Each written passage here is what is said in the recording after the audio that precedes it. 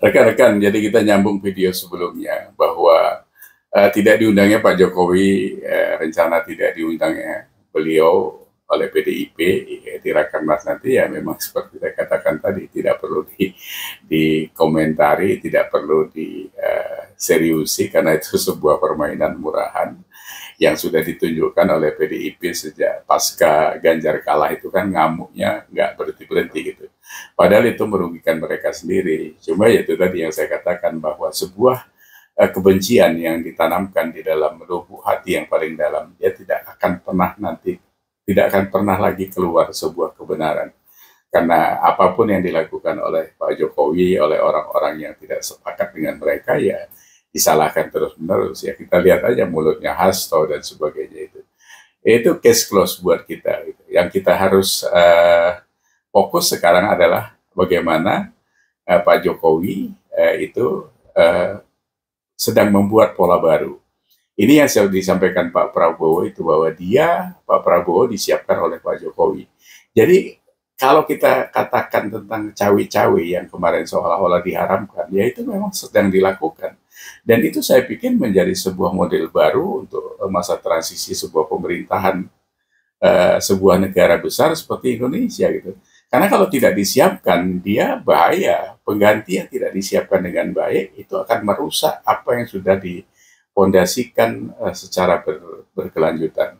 Dulu kan kita punya pengalaman Pak Karno dipotong oleh Pak Harto dengan gayanya sendiri, jadi di cut off gitu saja.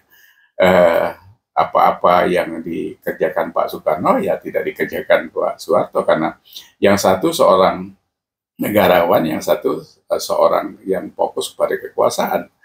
Nah ini sama terjadinya seperti sekarang ya, Bu Megawati itu sebenarnya jadi apa ya? Jadi senang sama kekuasaan, jadi hilang kenegarawanannya gara-gara itu. Gitu. Makanya ngamuknya kemana-mana karena dia tidak berkuasa. Sementara Pak Jokowi berpikirnya sama seperti Pak Karno gitu kan.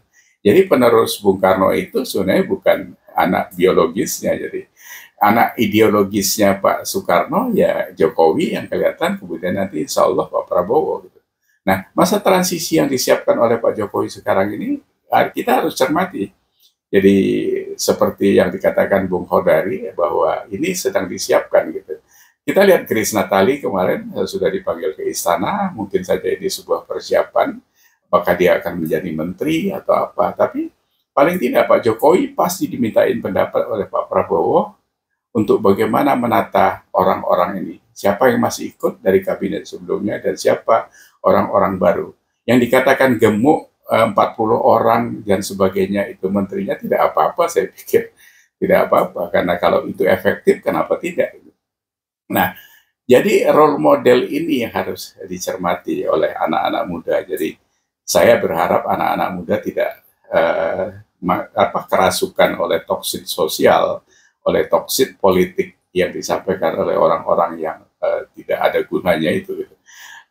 Ya mereka pasti hadir terus lah. Ada yang namanya pembenci kan tetap ada di semua sepanjang zaman gitu. Jadi sejak zaman Nabi pun itu sudah ada. Gitu. Jadi nggak usah heran.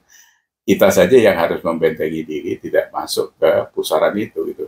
Kita yang milih Pak Prabowo 96,2 juta kok dibandingin yang cuma 16%, 24% itu kan ya nggak ada apa-apanya. Jadi 58,8% ini yang harus membentengi keberlanjutan pembangunan Indonesia ke depan. Nah, anak-anak muda sekali lagi harus terus mawas diri, terus melihat mana yang baik, mana yang tidak, sehingga kalian tidak menyerap apa contoh-contoh yang tidak baik itu gitu. Sekarang partai-partai ini kan sebenarnya yang makin melihat ketidakbaikan, terlihat ketidakbaikannya itu justru PDI. Karena yang lain-lain kan cool aja gitu.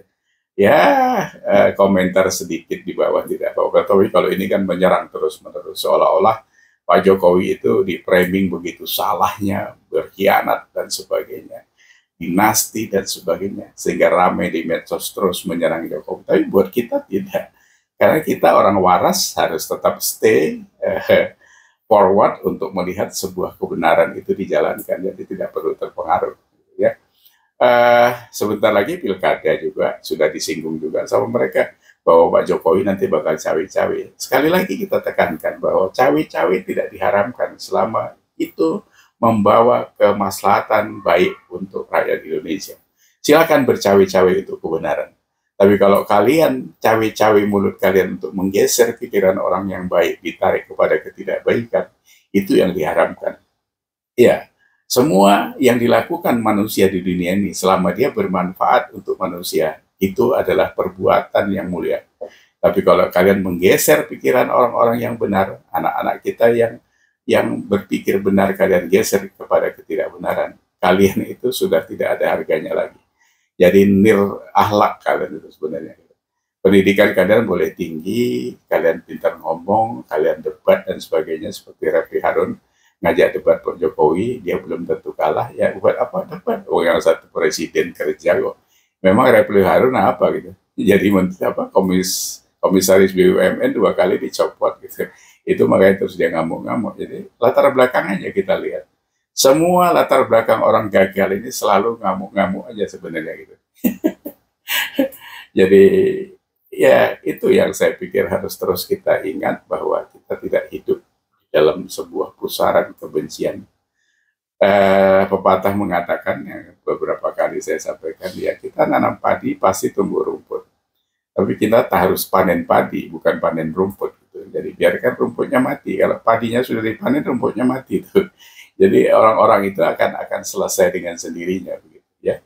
Jadi sekali lagi kita harus tetap di pemikiran yang benar untuk mengawal masa transisi ini, membantu pemerintah dengan baik, tidak merecoki gitu. Kalau nggak bisa bantu ya duduk manis saja gitu, nggak usah perlu berkomentar ya, kadang-kadang bukan kapasitas kita gitu ya. Sekali lagi begitu saja, sampai ketemu lagi nanti di diskusi yang lebih membangun untuk Indonesia.